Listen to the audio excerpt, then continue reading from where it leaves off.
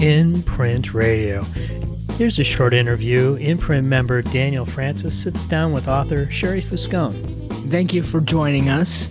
Allowing me to be here. You wrote Ghosts of the Indian Trail. Tell us about the book. Well, basically, it's a book about hauntings and ghosts that occur and have occurred for many, many years along a street in the city of Chicago that used to be a very old Indian trail. And it's kind of on a timeline. Why did you choose to write about ghosts, and why did you choose the Chicago area? Well, because I'm from the Chicago area, and I knew more about it than ghosts anywhere else. I wrote about it because I was inspired by a friend of my sister's who has a business that's in a haunted building. It's a lot of short stories, basically, right? Yes and no. They are short stories, but the stories that I made to explain several different hauntings and ghosts and why they haunt, how they died. But it's on a historical timeline in Chicago's history. It's based on a lot of history, right? Yes. How did you get all the research? Because some of that is just really detailed. Oh, that was hard.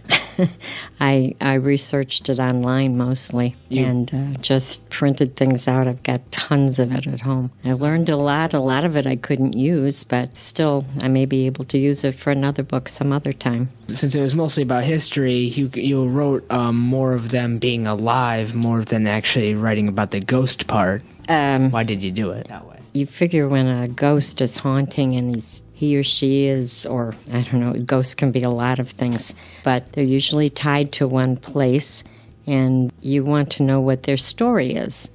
And some of the ghosts I wrote about, not the newer ones, I didn't write anything more recent than the 1920s, because most of the newer ones with newspapers and radio and so forth, people know the stories of what happened to them, and they might even have families around. But back in the old days, a lot of the old cemeteries and everything, they had places where poor people were buried that had no markers. Their stories were lost. Sometimes, like one of the old cemeteries has been vandalized to the point nobody even knows who was buried there. Yet there are hauntings that occur there constantly at these places, and they're observed and experienced by people who are everyday people. They have no history of drugs or insanity, or they aren't kooky in any way.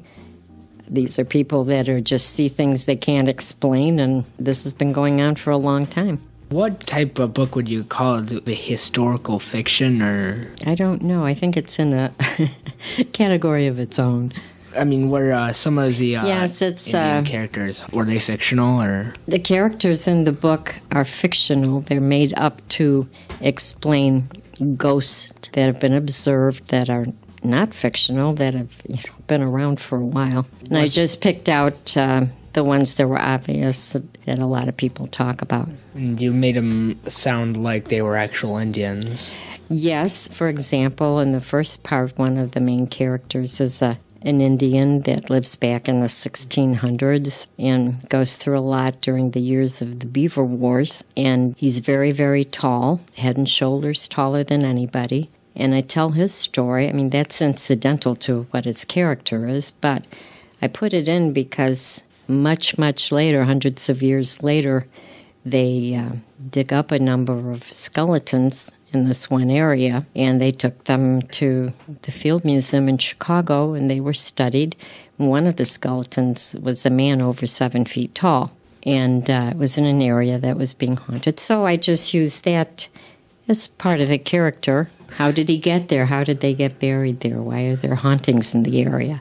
And just put down what might have happened to him based on the history of the times. So a lot of the Indians are fiction, and you use them to fill out the nonfiction parts. Was it hard to do that?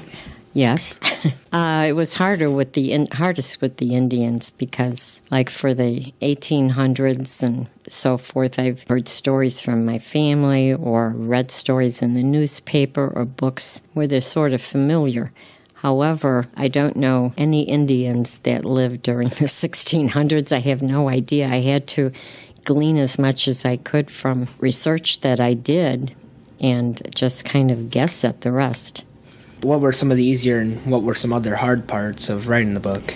Probably the easiest part was The only part that isn't fiction is what they call the Fort Dearborn Massacre. It was actually the Battle of Fort Dearborn, and because that's all historic facts. And so I just wrote what happened based on various books and articles that I'd read, the battle itself and what happened afterwards. But it was kind of a turning point in history because after that, Illinois Territory became a state and they got rid of all the Native Americans out of the state, and they used the Fort Dearborn Massacre as the reason. I think it was so hard writing the book as researching it. That was my experience. How long did it take to write it? Well, I wrote it during November, NaNoWriMo month, and it was very raw at that time. And then it took me, National Novel Writers Month. That was my first time. I really had no other ideas to write about, but I wrote it during that month because I did all the research at that time, and everything is like all I was doing for an entire month was working on the book.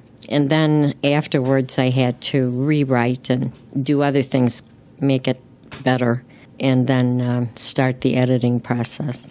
How was the editing with it? Like, how did you do that? I found I have got a new appreciation for editors. I don't think they get paid nearly enough. I thought it was really harder than writing the book. That was my experience, but I've learned some new ways now to do it so it works out faster and better. And one of them is reading it out loud, because it's hard to find typographical errors or passages that just don't read well. If you're a fast reader, and most people are, and you don't read every word, and you miss a lot of things. So reading it out loud is helpful. Another helpful thing is having someone else read it that doesn't know what's going to be happening next or whatever, and just missing a lot of stuff like I do for my own work.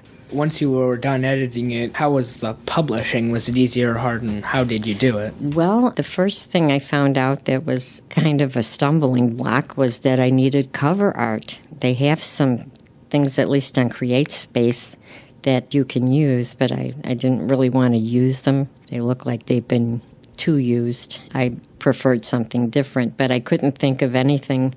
It took me a while to think of what to make it. After I did it, I painted the cover art, and then we got it, photographed it. What is CreateSpace? Well, it's a way of publishing a book online, and you go in there and you have to have it within a certain format, which I learned a lot from it. I had to... So you self-published? Yeah, and you have to have cover art.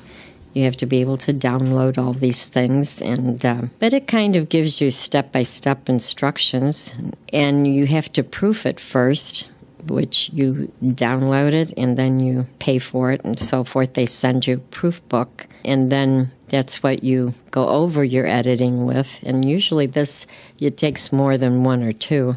At least for me it did, and I've heard from other people that it took them more than one time too. Because you proof it and you think you've corrected it, and you get the next proof book and there's things you've missed. It took a few of them. Overall, how long did it take to write, edit, and publish the book? Well, probably about 10, 11 months, but this was my first time. What are you going to work on next for maybe next Well, this year, November coming up, I'm not going to do another ghost book. That was hard. I mean, I thought the subject was interesting, but I really want to try my hand at a novel this time. Have any idea of what it would be about? Yes, it's about a group of people in the South about 100 years ago in a small rural farm town. At least that's what I've got in mind now. Again, use some nonfiction as to set up how it was like, and then use fictional characters to fill up the rest? I have to research what the times were like and what the area was like, and make everybody else up in their personalities and their stories and everything, and plots. And make it seem like they were real people. Yes, and they would seem to be real people. Not only that, but they would seem to be real people that lived at a specific time about 100 years ago. Well, you are Sherrie Ramsey Fuscone, and you wrote Ghost of the Indian Trail, and I thank you for sitting down to interview you. Thank you for inviting me.